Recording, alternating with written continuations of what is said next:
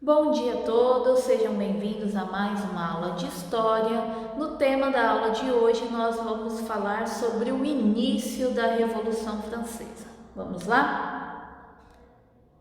Bom, antes da gente falar da Revolução em si, é importante a gente falar de como que era a sociedade francesa antes da Revolução. Então, a sociedade francesa, ela tinha como forma de governo um governo absolutista. Lembrando que o governo absolutista é quando o rei concentra todos os poderes em sua mão. Então, ele tem o poder absoluto de todas as decisões do reino. E a imagem que reflete mais esse absolutismo na França é a imagem do rei Luís XIV, conhecido como o Rei Sol. Ele era conhecido dessa forma porque todas as decisões do reino tinham que passar por ele, giravam em torno dele. E essa teoria do absolutismo, muitas vezes ela era baseada na teoria do direito divino dos reis. O que seria essa teoria do direito divino dos reis? Aquela ideia de que o rei ele foi escolhido por Deus para governar. Então, desobedecer às ordens do rei seria o mesmo que desobedecer às ordens de Deus. Bom, por volta aí do século 18, 19, a gente vai começar a ter críticas ao governo absolutista francês. Quais eram as principais críticas? A política econômica, que era baseada no mercantilismo, então o rei ele interferia constantemente na economia e isso atrapalhava o crescimento econômico da burguesia. Nós temos uma organização política sob o controle total da coroa, ou seja, a população não tem voz, ela não tem uma participação efetiva dentro das decisões do país. E a estrutura da sociedade ela era hierarquizada, estratificada, sem mobilidade. Ou seja, você tinha uma estrutura social que havia poucas possibilidades de você ascender socialmente. E aí nós temos então a pirâmide social francesa. A França ela estava dividida em 3 estados. Então observem aí nessa imagem a pirâmide. O rei ele é o topo da pirâmide, ele que manda em tudo. Só que ele faz parte do 2º estado, ok? Então vamos lá. O primeiro estado eram os membros do clero, ou seja, da igreja. E nós tínhamos o alto clero, que eram aqueles cargos mais importantes dentro da igreja, e o baixo clero, que eram os cargos considerados menos importantes. No segundo estado nós tínhamos a nobreza, tanto a nobreza de sangue quanto a nobreza de espada, que eram aquelas pessoas que recebiam o título de nobreza por algum feito, principalmente militar. No caso aqui do 2º estado, os nobres eles tinham muitos cargos públicos, cargos políticos que eram dados a eles pelo rei. Inclusive na França, o rei chegava a pagar uma mesada para alguns nobres. Outro ponto importante aqui a gente destacar: nobreza não é sinônimo de pessoas ricas. Tem pessoas que fazem essa associação direta, não é. Naquela época na França a gente tinha muitos nobres que eram falidos, que não tinham dinheiro. Porém, eles tinham o título de nobreza, eles tinham nome, por isso eles eram considerados importantes dentro da sociedade. Tanto o primeiro quanto o 2º estado, eles tinham privilégios tributários e jurídicos, ou seja, eles não precisavam pagar impostos. E quem era o 3º estado? Eu costumo brincar que o 3º estado era todo o resto da população francesa, que ia desde a burguesia rica até os sans-culottes e os camponeses. Os sans-culottes eram os trabalhadores urbanos. Eles são chamados de sans-culottes porque eles não tinham dinheiro para comprar culottes, que era uma calça utilizada naquela época. Então a gente tinha da burguesia financeira, que tinha dinheiro, até os miseráveis fazendo parte do terceiro estado. Eram aí mais de 24 milhões de pessoas. E o terceiro estado, ele pagava impostos, ou seja, o terceiro estado carregava todos os outros estados nas costas, porque eles eram os únicos que pagavam impostos. Bom, e aí nós temos os fatores financeiros e econômicos que vão levar à crise e, consequentemente, à Revolução Francesa. Então, o que vai acontecer? Havia um desequilíbrio muito grande na França entre as despesas públicas e os investimentos. Então, o que acontece? Muitas pessoas começaram a criticar, falando que o governo francês, o rei, ele deveria ter um equilíbrio econômico. Então, ele deveria parar de gastar desnecessariamente com guerras, festas para a corte, entre outras coisas, e ter aí um equilíbrio maior dessas despesas, para que em casos de crise a população não ficasse passando necessidade.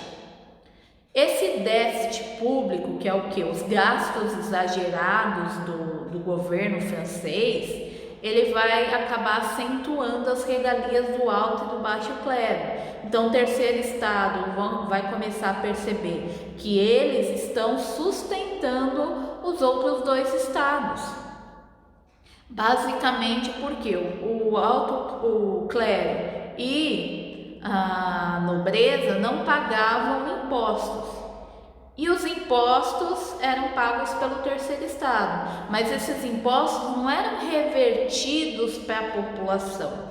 Esses impostos, eles eram destinados a fazer festas para a nobreza, no qual o terceiro estado não podiam participar. Era utilizado para fazer guerras com outros territórios, que acabavam ocasionando mais problemas econômicos para a França. Então, efetivamente, o dinheiro dos impostos não eram revertidos para o terceiro estado. Então, eles pagavam, mas não tinham nenhum benefício com isso. Bom, e aí nós temos as causas econômicas que vão levar à crise do absolutismo.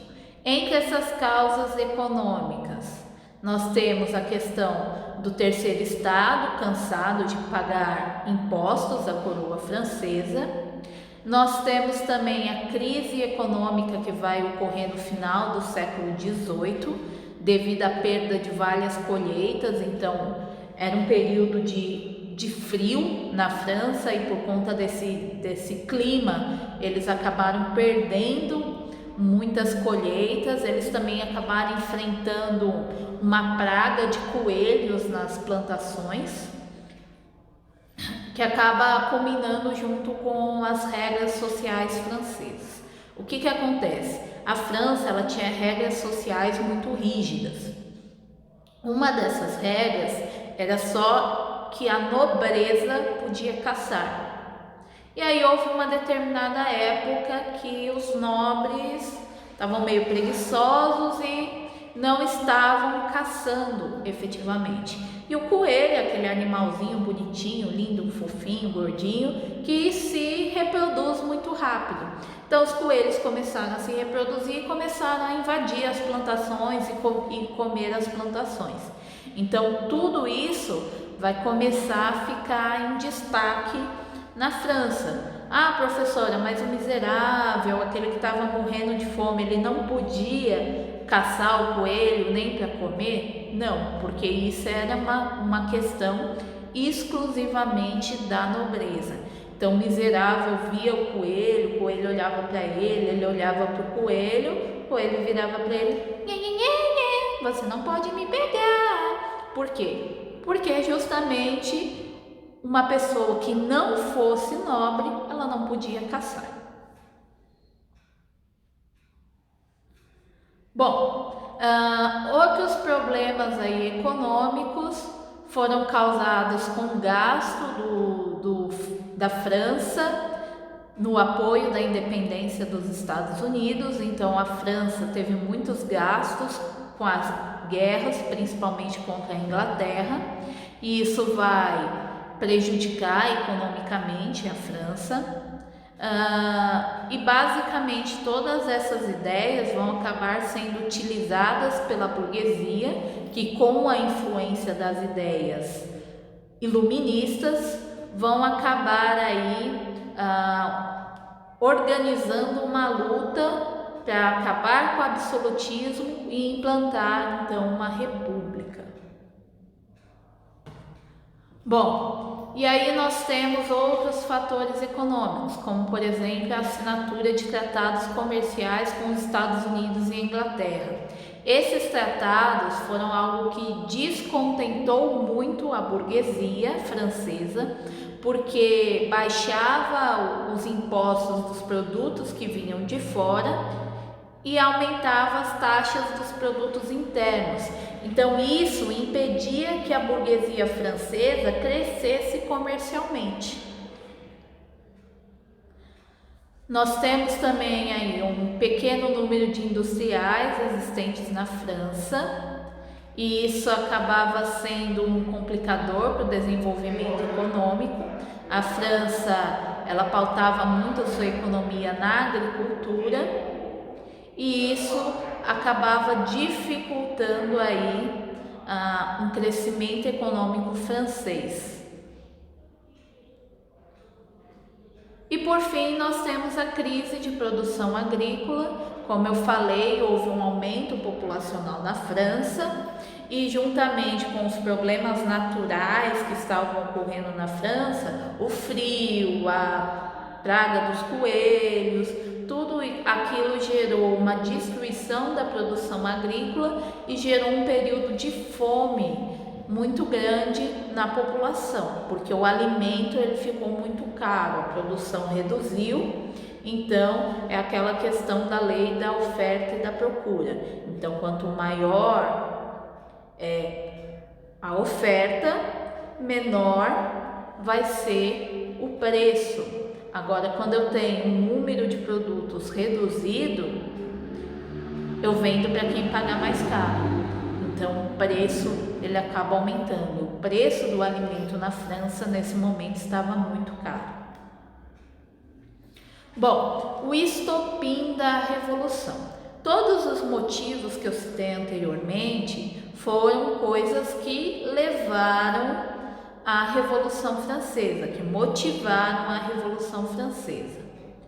Porém, o motivo determinante para a Revolução vai ser a proposta de reforma fiscal da coroa francesa em 1787. O que vai acontecer? A França estava com uma situação de crise econômica tão ruim, mas tão ruim, que os conselheiros do rei vão propor o fim da isenção fiscal da nobreza e do clero. Ou seja, os nobres e os membros do clero teriam que pagar impostos. Só que isso não vai agradar nem os nobres nem o clero. Tanto que quando essas camadas sociais ficarem sabendo dessa proposta, eles vão simplesmente se revoltar e vão exigir do rei a demissão desses conselheiros. Que absurdo pensar em mandar o clero ou a nobreza pagar impostos. E aí então vai se ter uma discussão muito grande em torno dessa questão da reforma fiscal. E nisso a gente vai ter os estados gerais envolvidos. O que são os estados gerais? É uma assembleia formada por representantes dos 3 estados franceses. Então, representantes do clero, da nobreza e representantes do terceiro estado. Lógico, os representantes do terceiro estado, a maioria era da burguesia, não tinham as camadas mais pobres fazendo parte dessa representação, ok? Então, o que vai acontecer? Essa proposta da reforma fiscal, ela vai ser de extrema importância para o processo da Revolução Francesa, porque vai ser dentro da reunião desses estados gerais que vai ocorrer o que seriam as bases que vão consolidar a Revolução. Bom, gente, por hoje é só. Na próxima aula nós vamos falar como que ficou essa questão da organização dos estados gerais e da reforma fiscal. Espero que tenham gostado da aula. Até a próxima.